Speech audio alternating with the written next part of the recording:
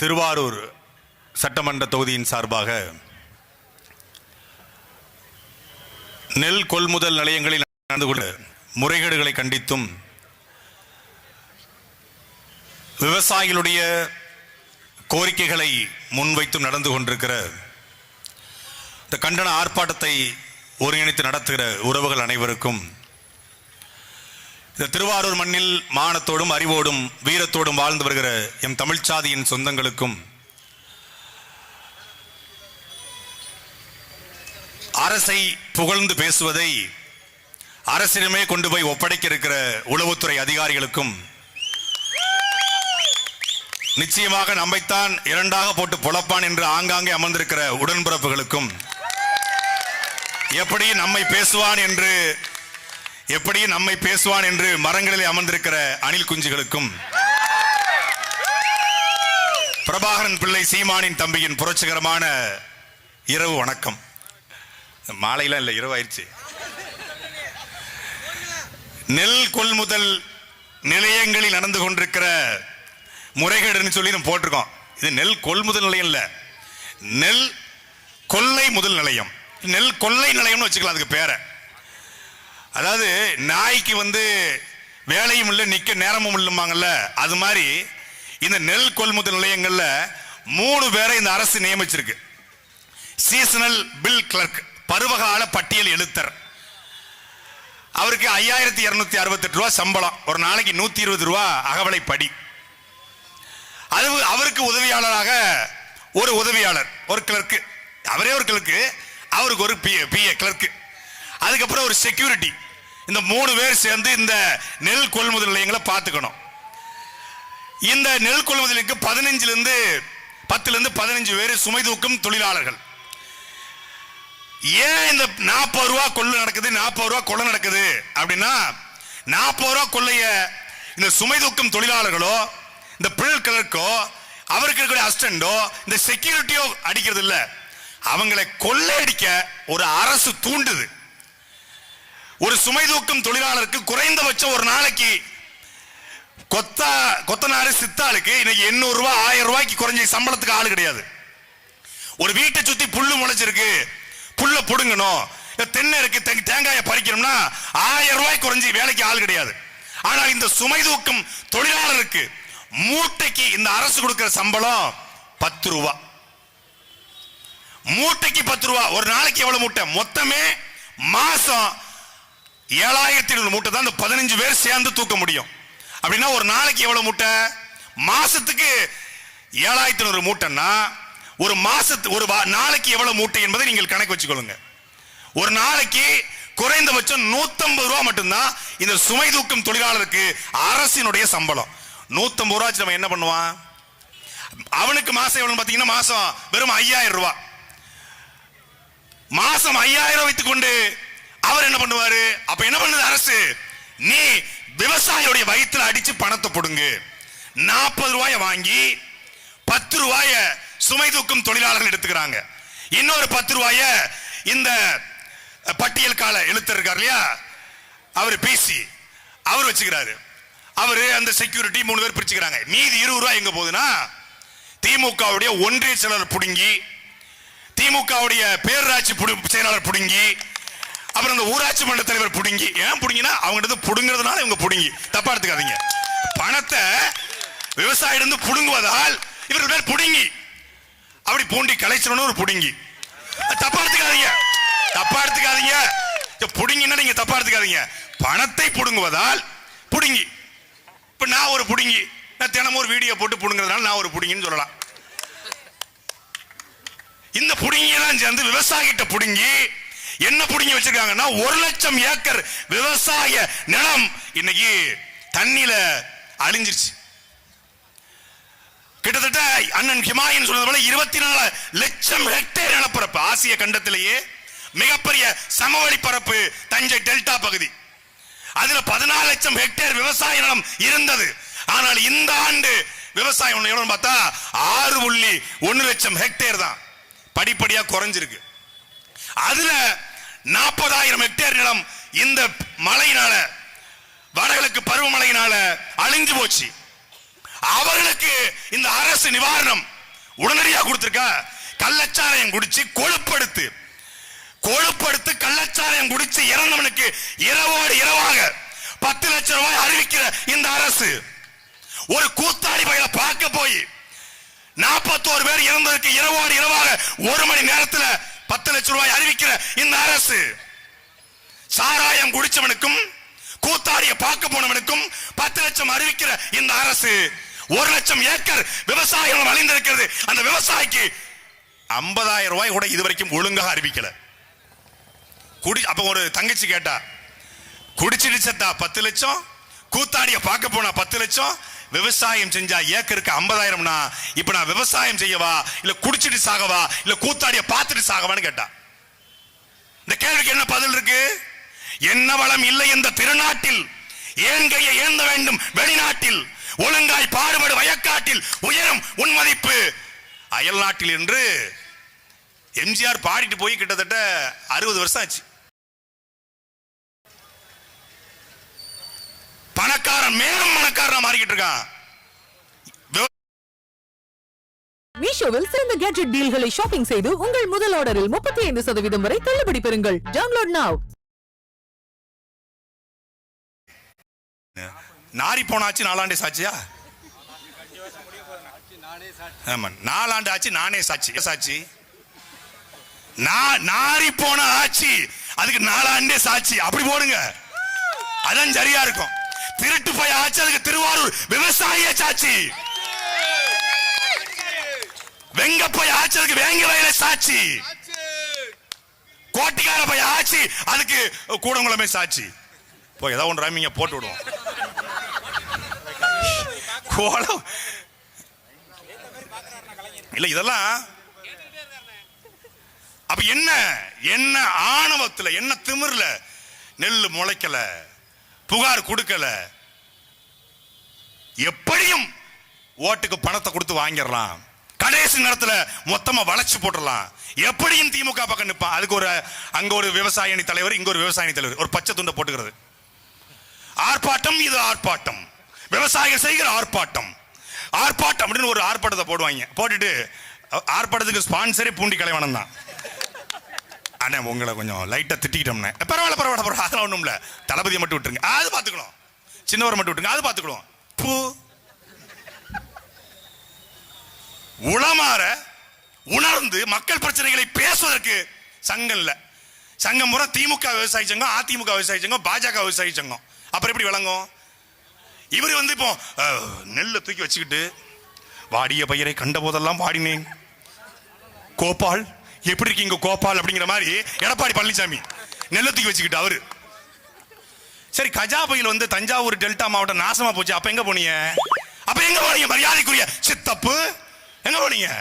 அப்ப சித்தப்பு பெரியப்ப 2 அப்பம் யாரு? முதலமைச்சர் 2 மண்டு இருந்துச்சுல. அப்ப ஹெலிகாப்டர்ல பாடுறா, இதாண்டா பெரிய கோயில், பெரிய கோயிலா, பெருசா இருக்கா பெரிய கோயில், இங்க பாடுறா நல்லா பச்சை பசின்னு இருக்குடா, 2 பேரும் குசு குசுன்னு ஹெலிகாப்டர்ல. கீழே வெள்ளத்துல மக்கள் செத்துக்கிட்டு இருக்கான், கீழே புயல் மரம் நடிஞ்சு கிடச்சு, பானை மரம், பாக்கு மரம், எல்லா மரமும் கீழே விழுந்து கிடக்குது, பலா மரம் முறிஞ்சு கிடக்குது. இங்க பார்க்காம மேல இருந்துகிட்டு கீழே பாக்குறது. அவங்க ஆட்சியில அவங்க மேல இருந்து பாப்பாங்க, இவங்க ஆட்சியில அவங்கள திட்டுறது, அவங்க திருப்பி அவங்க எதிர்ச்சியா வந்தா இவங்களை திட்டுறது. டேய் 2 பேரும் திருட்டு போடா. அது சொல்லுவாங்க, உண்மையை சொல்றவங்க தெய்வத்து சமம்னு. அவன் ஆட்சியில ஐயா ஸ்டாலின் உண்மையை சொல்லுவாரு, எடப்பாடி ஆட்சியில ஸ்டாலின் ஆட்சியில எடப்பாடி உண்மையை சொல்லுவாரு. நமக்கு 2 பேரும் என்ன தெரியுது? ஜெயா டிவி சொல்றது உண்மை, சன் டிவி சொல்றது உண்மை, 2 பேருமே திருட்டு போயிடுங்க. அங்கேயும் இருட்டு, இங்கேயும் இருட்டு, அங்கேயும் திருட்டு, இங்கேயும் திருட்டு, அங்கேயும் ஆத்துமலை கொள்ள, இங்கேயும் ஆத்துமலை கொள்ள, அங்கேயும் கனிமவள கொள்ள, இங்கேயும் கனிமவள கொள்ள, அங்கேயும் நெல் கொள்முதல் நிலையங்களை கொள்ள, இங்கேயும் நெல் கொள்முதல் நிலையங்களை கொள்ள. அப்ப இந்த 2 பேரையும் ஒழிக்காமல் ஓயாது இந்த தொல்லை என்ற முடிவுக்கு வந்த பிறகுதான் உங்கள் பிள்ளைகளாங்கள். அவன் பாருங்க, 50 வருஷம் ஆச்சு, இப்பதான் பாதி சூரியனே வந்திருக்கு, சூரியனே முழுசா வரல. 50 வருஷம் அதிமுக 2 இலை தான் முளைச்சிருக்கு, அந்த 2 இலைக்கு மேலே இப்ப தாமரை பூத்துருச்சு, அது ஆடு வரை கடிச்சு வச்சிருச்சு அந்த இலைய மேன். அப்ப அந்த 2 இலை கூட 50 வருஷத்துல முளைக்கல. அரை சூரியன் தான் மண்ட மாதிரி, இந்த ஐயா கருணாநிதி மண்ட மாதிரி அரை சூரியன் தான் வெளியே வந்திருக்கு. அவர்களால் எந்த மாற்றத்தை தர முடியாது. அதனால தான் என்ன பண்ணோம், எங்களுக்கு எவ்வளவோ சின்னங்கள் எடுப்ப வாய்ப்பு இருந்தும் இல்ல. இந்த நாட்டில் மருத்துவர் தோற்கலாம், விஞ்ஞானி தோற்கலாம், பொறியாளன் தோற்கலாம், ஆனால் ஒரு விவசாயி தோற்க கூடாது என்பதற்காக விவசாயவே சின்னத்தை கொண்டு வந்திருக்கிறோம். அதுவும் தேர்தல் ஆணையம் சாதா விவசாயி தராம 600 விவசாயி கொடுத்துருச்சு. எங்க அண்ணனே சின்னமா கொடுத்து. இந்திய அரசியல்ல ஒரு கட்சியின் தலைவரே சின்னமா வந்தது நாம் தமிழர் கட்சிக்கு மட்டும்தான். அவங்க பார்த்துருக்காங்க, கருணாநிதி சின்னமா வைப்போமா, அவர் மண்டதானங்க சின்னமா இருக்கு ஏற்கனவே, அப்புறத்துக்கு வைக்கணும்ட்டாங்களாம். அப்ப நீங்க பாத்தீங்களா, ஒரு பண்ணை கவுத்து வச்ச மாதிரி இருக்கும். இந்த பண்ணை அறவெட்டு வெட்டி அதை கவுத்து வச்ச மாதிரி தான் உதயசூரியன். அதுல 4 கோடு. இந்த சின்னத்தை வச்சு தான் ஏமாத்துறாங்க. உதயசூரியன் உதயசூரியன் ஓடி வருகிறான் உதயசூரியன். எங்க ஓடி வந்தாரு? ஓடி வருகிறான் உதயசூரியன், உள்ளமெல்லாம் நல்ல இல்லம் காணமே ஓடி வருகிறார் உதயசூரியன் அப்படின்னாங்க. இங்க வெள்ளத்துல மக்கள் செத்துக்கிட்டு இருக்கான், விவசாய நிலம் அழிஞ்சு போயிருக்குது, நெல் கொள்முதல் எங்களை கொள்ள நடக்குது, ஓடி வரலையே உதயசூரியன், வரலையா? மரியாதைக்குரிய அண்ணன் சட்டமன்ற உறுப்பினர் கலைவாணன் கேட்டா 40 ரூபா கமிஷன் யாராவது தெரியாம வாங்கியிருப்பாங்க, அதெல்லாம் நம்ம பெருசா எடுத்துக்கலாமா? ஏதோ 2 குத்து குத்துனா அதெல்லாம் பெருசா எடுத்துக்கலாமா? குத்துறவன் நண்பனா இருந்தா செத்தா கூட சொல்லக்கூடாதுன்னு சசிகுமார் ஃப்ரெண்டு போல இருக்கவர். குத்துறவன் நண்பனா இருந்தா, ஏன்னா கொள்ளையடிச்சவன் திமுக காரன் இருந்தா காட்டி கொடுக்க கூடாது. ஏன்னா கொள்ளையடிக்க போற திமுக காரன் ஒன்றிய செயலர் யாருங்க? அதிமுக ஆட்சியில் அதிமுக ஒன்றிய செயலர் கொள்ளை. இது சத்தியமா இல்லையா? உண்மை, மறுக்க முடியாத ஆதாரத்தோட இருக்குது. இங்க 40 ரூபா, புதுக்கோட்டை மாவட்டத்தில் 80 ரூபா. அவங்க கொஞ்சம் வசதியா இருக்காங்க போல இருக்கு. அங்க 80 ரூபா. ஒவ்வொருவருக்கு கப்பம். ஏன்னா உங்க மனசுல என்ன குறுநில மன்னர் நினைப்பாடா? சிவப்பு கருப்பு சிவப்பு வேட்டியை கட்டிட்டா நீங்க என்ன பெரிய மன்னர்களா? உங்களை ஏத்து எவனும் கேள்வி கேட்க மாட்டான் அப்படின்னு நினைக்காதீங்க. ஆம்பளைகள் இந்த ஊர்ல இருக்கமுடா, மான தமிழர்கள் சீமான் தம்பிகள் நாங்கள் இருக்கிறோம். எவனும் கேட்க மாட்டான். ராஜ்யம் சோழ சாம்ராஜ்யம் வீழ்ந்திருக்கிறது, குவாலிய சாம்ராஜ்யம் வீழ்ந்திருக்கிறது, முகலாய சாம்ராஜ்யம் வீழ்ந்திருக்கிறது, மைசூர் சாம்ராஜ்யம் வீழ்ந்திருக்கிறது, திருவிதாங்கூர் சமஸ்தானம் வீழ்ந்திருக்கிறது, மிகப்பெரிய சமஸ்தானங்களும் இந்த நாட்டில் வீழ்ந்திருக்கிறது. நேபாளத்தில் நல்லாட்சி கொடுத்துன்னு சொல்லிட்டு இருந்தான், வீழ்ந்துட்டான். இலங்கையில நான் ஈழத்தமிழர்களை கொண்டளித்து விட்டேன் என்று கொக்கரித்த ராஜபக்சே விழுந்துட்டான். நீ எம்மாத்திரம் எத்தனை காலத்துக்கு இந்த கொள்ளையடிப்ப? கொள்ளையடிச்சு என்ன பண்ணுவ? என்ன பண்ணிடுவ? பணத்தை பூரா அள்ளி தின்றுவியா? அதிகபட்சம் ஒரு ரூம்ல தான் படுக்க முடியும். 9 மணிக்கு ஒரு ஏசி ரூமு, 10 மணிக்கு ஒரு ரூமு, 12 மணிக்கு ஒரு ரூமு, அப்படி படுக்க முடியுமா? 10 ரூம் கட்டி வச்சு 10 ரூம்லையும் 10 ஹவர்ஸ் தூங்க முடியுமா? ஒரு ரூம் தான் தூங்க, ஒரு பெட்டு தான், ஒரு பெட்ஷீட் தான் போத்த முடியும். 20 பெட்ஷீட் போத்தனா வெந்து செத்து போயிருவேன். 10 பெட்டு அடிக்கி போட்டா கூட கீழே விழுந்து செத்து போயிருவேன். 4 சப்பாத்தி, அதுவும் சுகர் வந்துடும் பல பேருக்கு. திமுக காரங்களுக்கு 60 வயசுக்கு முன்னாடி சுகர் பேஷண்ட். 3 சப்பாத்தி 2 சப்பாத்தி இரவு 7 மணிக்கு சாப்பாடு கிடையாது. காய்கறி முட்டை, அவிச்ச முட்டை தான், சோழி முடிஞ்சு. இதுக்கு தான் இந்த கொள்ளையா? மெட்ஃபார்மின் போட்டுக்கிறோம், கிளிமிபேர் போட்டுக்கிறோம், டெல்மிசெட்டான் போட்டு தான் பல பேர் ஓடிக்கிட்டு இருக்கான். மருந்து மாத்திரை பிபி சுகர் வந்து மருந்து மாத்திரை ஓடுற கொள்ளையா கொள்ளையடிக்கிறீங்க. இது அதிகாரிகள், அந்த விஏஓ, தாசில்தார், ஆர்ஐ, அரசு சம்பளம் கொடுக்குது. ஒரு விவசாயி போய் அடங்கல் வாங்கணுங்க. இந்த இவர் 2 ஏக்கர் நிலம் வச்சிருக்காரு, சுப்பையா மகன், இவர் 2 ஏக்கர்ல வச்சிருக்காரு. 2 ஏக்கர்ல ஒரு விவசாயம் பண்ணிருக்காரு, நெல் மூட்டையில அறுத்திருக்காரு அப்படின்னு சொல்லி அடங்கல் வாங்க விஏஓட்ட போய் சான்றிதழ். இந்த அடங்கலுக்கு அவனுக்கு 500 ரூபாய்.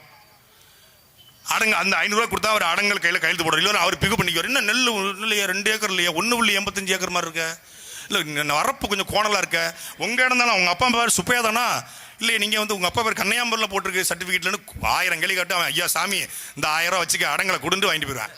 அப்புறம் அந்த அடங்கலை கொண்டு போய் நெல் கொள்முதல ஏத்தி, அப்புறம் அந்த பிசிக்கு காசு கொடுத்து, அப்புறம் சுமைத்து காசு கொடுத்து, எத்தனை பேருக்குடா இப்படி காசு கொடுத்து என்ன வந்து சேரும்?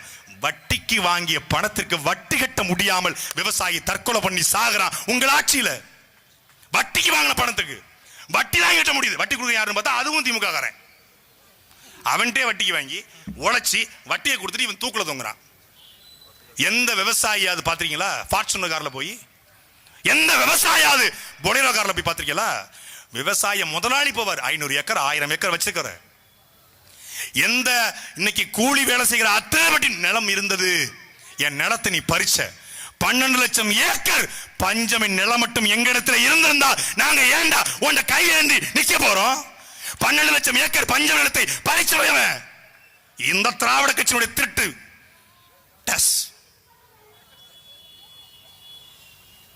பறிச்சான். பஞ்சமி நிலத்தை பறித்து வைத்துக் கொண்டு விவசாயிகளை எல்லாத்தையும் கூலிகளாக மாத்தினா. கூலிகளுக்கு நாங்க ரேஷன் கடைக்கு ரேஷன் போடுன்னு சொல்லி இதே விவசாயிகள்கிட்ட திருப்பி வாங்குறான். ஒரு அவல நிலையில உச்சத்துல விவசாயிகள் இருக்காங்க. அவல நிலையில உச்சத்துல. இப்போது அவர்களை தற்காத்துக் கொள்ளவில்லை என்றால், காக்கவில்லை என்றால், தஞ்சாவூர்ல விவசாயின்னு ஒண்ணு நடந்துச்சு. நம்ம பெருமை, எங்க அண்ணன் மனுஷன் ரொம்ப பெருமை அவங்களுக்குலாம். சோளத்துமுறு, சோழ நாடு சோறடித்து, நான் அண்ணன் சீமா அண்ணன், ஹிமா அண்ணன், அப்புறம் பாக்கிய அண்ணன் சேர்ந்துட்டா போதும். உடனே பாண்டிய நாடுலாம் நீங்க என்ன, நீங்க பஞ்சம் முளைக்க வந்தவங்க, நாங்கெல்லாம் சோழ நாடு சோறு. ஏன்டா சோறை ஏன்டா உடைக்கிறீங்க? சாப்பிட்றதுக்கு முன்னாடி நாங்க சின்ன கிண்டல் பண்ணுவோம். சோழ நாடு சோறடித்து, சோழ நாடு சோறடித்து, சோழடித்து இப்போ உயிர் உடைந்து கொண்டிருக்கிறது. சோழனுடைய, சோழ வாரிசுடைய உயிர் உடைந்து கொண்டிருக்கிறது. விவசாய நிலம் இன்னைக்கு தனியார் முதலாளிகளுக்கு தாரை வார்க்கப்படுகிறது. ஒரு பக்கம் இந்த சோலார் பவர் பிளான்ட் எப்படியாவது தஞ்சை டெல்டா மாவட்டத்தை நாசமாக்கி விவசாயிகளை வெளியனுப்பி மீத்தேன், ஹைட்ரோ கார்பன் உள்ளிட்ட இந்த கனிமங்களை எடுக்கணும். அது எடுப்பதற்காக என்னென்ன வேலை நடக்குது, அதுதான் இந்த நெல் கொள்முதல் நிலையங்கள் தொடங்கி நடக்கக்கூடிய இந்த முறைகேட்டுக்கு பின்னணியில விவசாய அந்த நிலத்தை விட்டு வெளியேற்றணும். அப்படி வெளியேற்றக்கூடாது என்று போராடித்தான் எங்களுடைய பெரிய தகப்பன், இந்த மண்ணினுடைய மைந்தன் ஐயா நம்மாழ்வார் உயிர் துறந்தார். அவர் வெறுமனையா சாகல, அது ஒரு வீர மரணம். என் பிள்ளைகளை விழித்துக் கொள்ளுங்கள். அடுத்த தலைமுறைக்கு இந்த நெல்லை கடத்தணும். உலகத்துல எல்லா நாடுகளிலும் இன்னைக்கு அரிசி இருக்கிறது. ஆனா அந்த அரிசியினுடைய மூலம் எங்கே இருக்கு பார்த்தால் நம்மளுடைய தமிழ்நாடு, அதுவும் தஞ்சை பகுதியில் தான் அந்த மூலம் இருக்கிறது. இங்கிருந்தா உலகத்திற்கு ஏற்றுமதி செய்யப்பட்டுச்சு. உலகத்திற்கே நெல்லை கொடுத்த, உணவை கொடுத்த ஒரு பெரும் சமூகம் இந்த தஞ்சை விவசாயிகள், திருவாரூர் விவசாயிகள். அவர்கள் அழிவின் விளிம்பி நிற்கிறாங்க. அப்ப அவர்களை காப்பாற்றுகிற கடைசி வாய்ப்பு என்ன? நீங்க எத்தனை ஆர்ப்பாட்டம் நடத்தினாலும், எத்தனை போராட்டம் நடத்தினாலும், அதுல எங்க ஐயா ஒருத்தர் இருக்காரு, டெல்லியில போய் நிர்வாணமா படுத்து கிடந்தாரு. இப்ப எங்க இருக்காருன்னு தெரியல. அப்புறம் மண்டவோட களத்துல போடுறது. தமிழர் என்று இனம் உண்டு, தனித்தே அவருக்கு ஒரு குணம் உண்டு, வீணமும் மானம் அவருக்கு உயிரென்று என்று போட்டுகிற இனத்தை டெல்லியில போய் நீ நிர்வாணமா இல்ல, நீ தலையிலிருந்து தண்ணி குடிச்சாலும், ஐயா ஸ்டாலின் மாதிரி தண்ணிக்கு கிழந்து தலையை குடிச்சாலும் என்ன பண்ணாலும் அவன் கண்டுக்க மாட்டான். பக்கம் நிக்குமா? அவனுக்கு கார்பரேட் முதலாளி பக்கம் நிற்பான், அதானி பக்கம், அம்பானி பக்கம் நிற்பான். அவன் எப்படி உங்க பக்கம் நிற்பான்? பாஜக விவசாய சங்கம், அதிமுக விவசாய சங்கம், திமுக விவசாய சங்கம் இருந்து என்ன பயன்? ஒரு பயனும் இல்லை. ஒரு மாற்றம், ஒரே ஒரு மாற்றம், ஒரு வாக்கு. நீங்க போட வேண்டாம், சட்டமன்றத்தை ஒழுக்கி போடும் உங்கள் பிள்ளைகள். இந்த மண்ணினுடைய மகளை, எங்கள் அக்காவை வேட்பாளராக இந்த நிலத்தில் களத்தில் இறக்குறோம். படித்தவளை,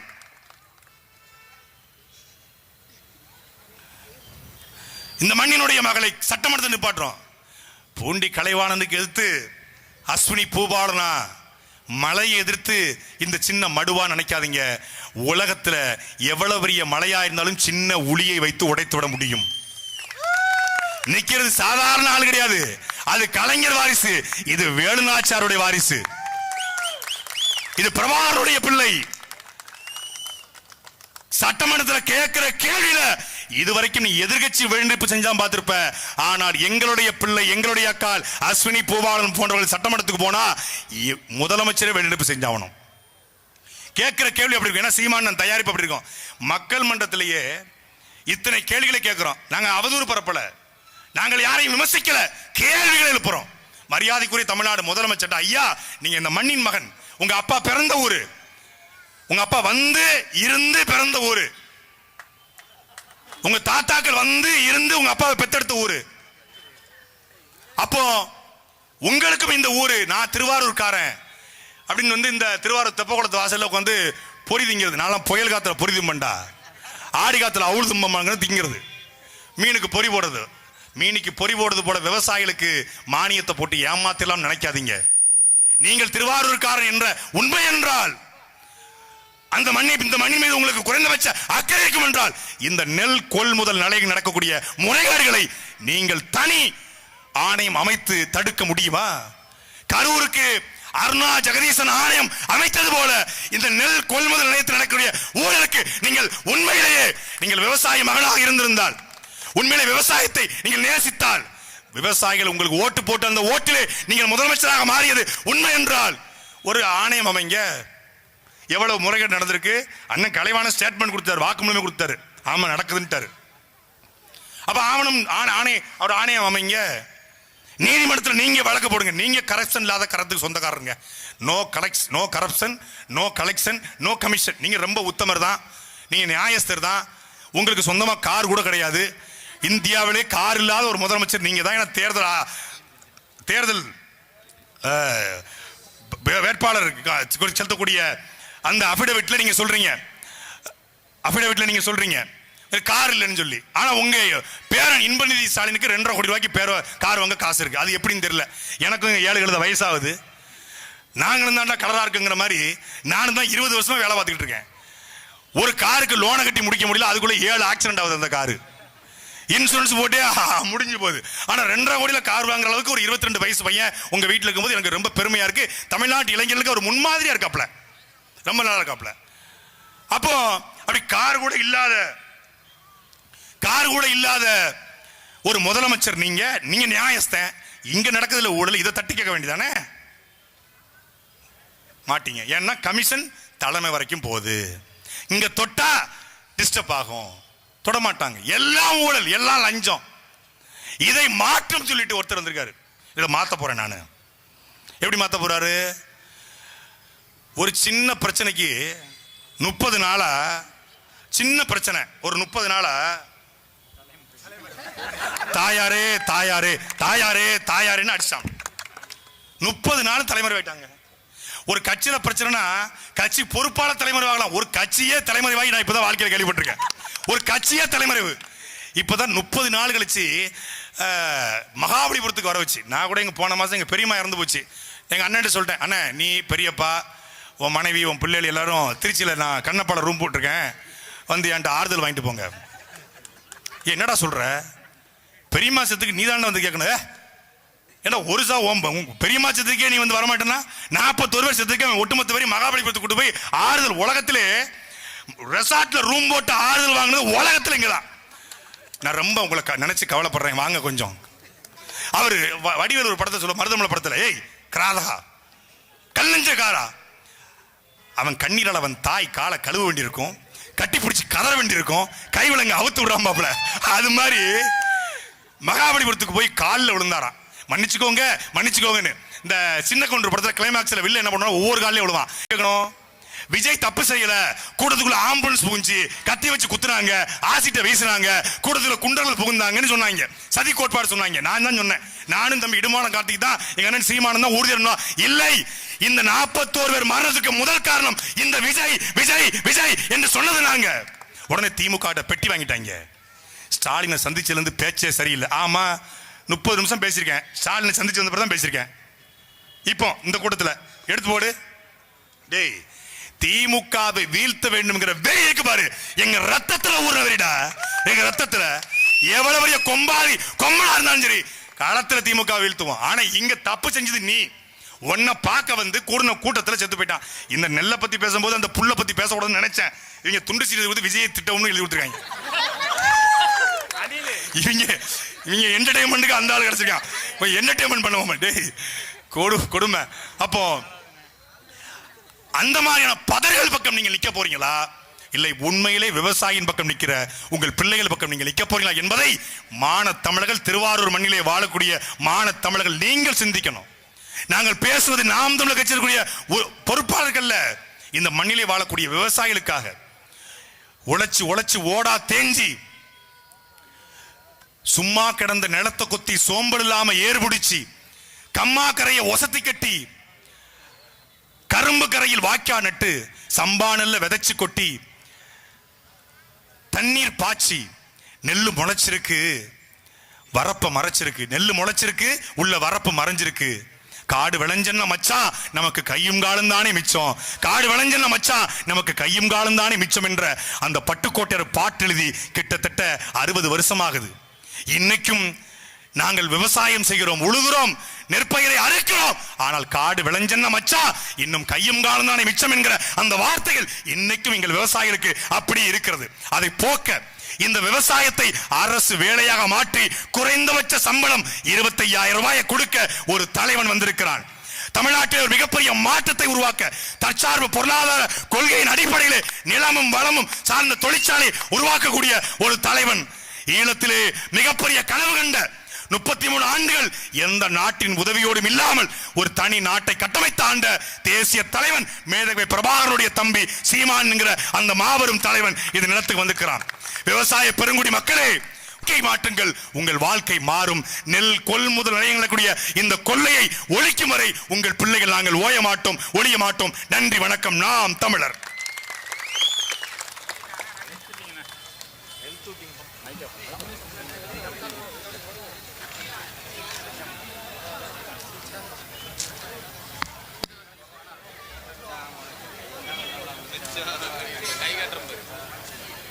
அந்த பக்கம்